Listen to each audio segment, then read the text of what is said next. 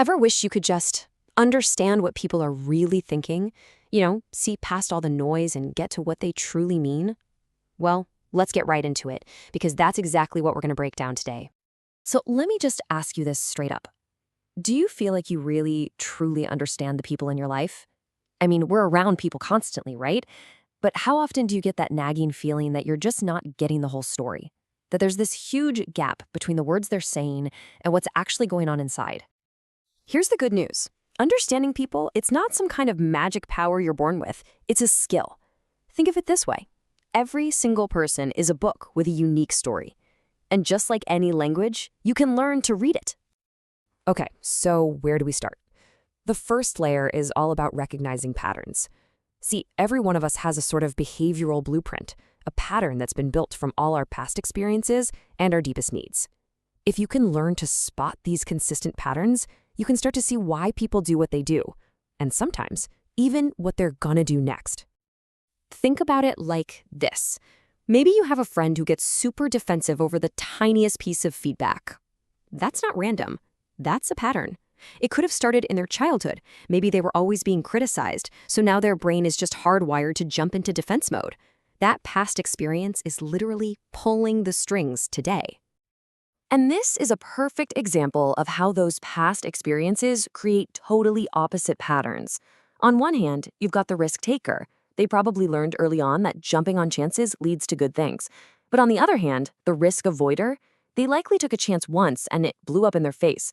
So now their whole pattern is built around avoiding that pain. Their decisions today are really just echoes of yesterday. This is so important. You have to watch what people do, not just what they say. You know that coworker who's always saying, "Oh, I'm not bothered by what people think," but then you see them get one tiny bit of criticism and they're thrown off for weeks? Their actions are telling you the real story. Their actions reveal the true pattern. So let's peel back another layer. If actions speak louder than words, then you could say body language is practically shouting. This is where you find the stuff people are trying to hide, the feelings they won't put into words. We have all been there, right? You ask a friend how they are, and they give you the classic, "I'm fine." But their shoulders are slumped, they're not really looking at you, their voice is flat. The words are saying one thing, but their body is telling a much more honest story. Our bodies are just terrible liars. And you can start to look for some really clear signs. When someone is engaged, they lean in, their eyes are focused on you. But the moment they get bored, they'll start leaning back. Their eyes start to wander, and suddenly that phone in their pocket is the most interesting thing in the world. Now, this is the golden rule, so listen up. Never, ever base your read on just one gesture. Someone crossing their arms could just be cold, right? But what if they cross their arms, and their jaw is tight, and they're leaning back? That's not just one signal, that's a cluster. And a cluster is telling you a much more reliable story. Okay, so we've got what people do and their nonverbal clues. Now it's time to go even deeper, to the third layer. The why. What's really driving all this behavior? We're talking about core motivations now. When you really boil it down, pretty much everything we do is driven by one of two simple things. We're either moving toward pleasure or moving away from pain. So one person might work late to get that promotion and feel successful. That's gaining pleasure. Someone else works late because they're terrified of getting fired. That's avoiding pain. It's the same action, but the why behind it is completely different. And what counts as pleasure or pain really depends on where you are in life. You've probably seen Maslow's hierarchy of needs. Basically, if you're struggling just to get food and a safe place to sleep, you're not going to be motivated by reaching your full potential. You're motivated by survival.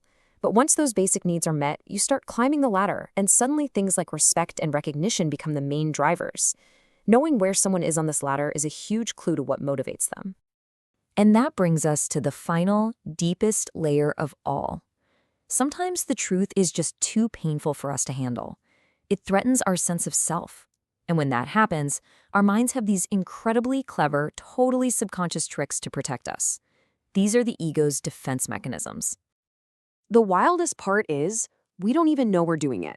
These are automatic psychological shields that pop up to protect us from anxiety and keep our self-esteem intact. And if you learn to spot them in others, you get a glimpse into their deepest insecurities. First up, we have projection. This is when someone takes a quality they don't like about themselves and, instead, sees it in everyone else. For example, a really irritable person might constantly accuse other people of being too sensitive. They're projecting their own trait outwards so they don't have to face it themselves. Then you have denial. This one's pretty simple. It's just a flat-out refusal to accept reality.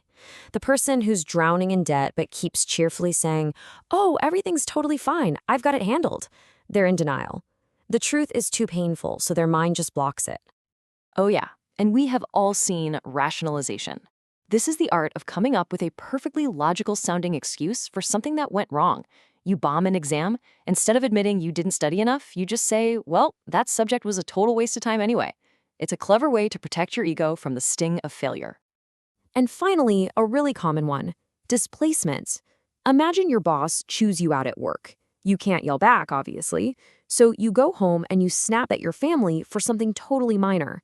You're not actually mad about the thing they did. You've just taken all that anger from your boss and aimed it at a much safer target. So, we've looked at patterns, body language, motivations, and all these hidden defenses. What's the point of all this? Is it to gain some kind of advantage over people? No, not at all. The real goal here is empathy. Because once you start to see the why behind someone's actions, your entire perspective can shift. When you realize that a difficult coworker's attitude isn't about you, but about their own deep-seated fear of failing, your frustration can turn into patience. This kind of understanding doesn't just give you insight, it completely transforms your relationships. So if we were to boil this all down, what's the core message? It's this. To really read people, you have to look beyond the surface. You have to stop just listening to their words. You have to start observing their patterns, getting curious about their fears, and trying to see the needs they're desperately trying to meet. And that's really what I want to leave you with. As you go about the rest of your day, just start to pay attention. Look for those tiny clues, those repeated actions, those unspoken emotions. You have the basic tools now. So what are you going to see?